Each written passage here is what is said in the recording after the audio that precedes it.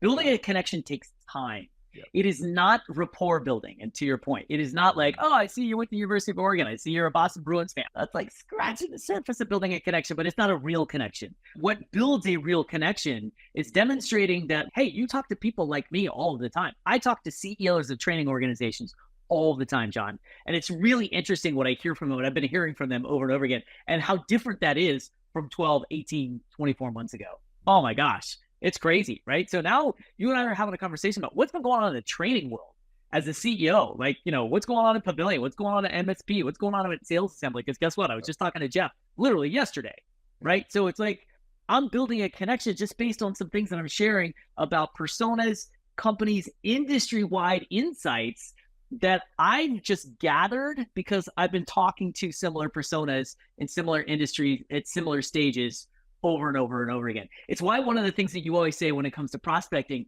focus on a persona in a industry for a week, because then you don't have to context switch and you can share what you've been learning in all of your conversations. Those things help you to build connections. And building connection, by the way, as I said, just takes some time.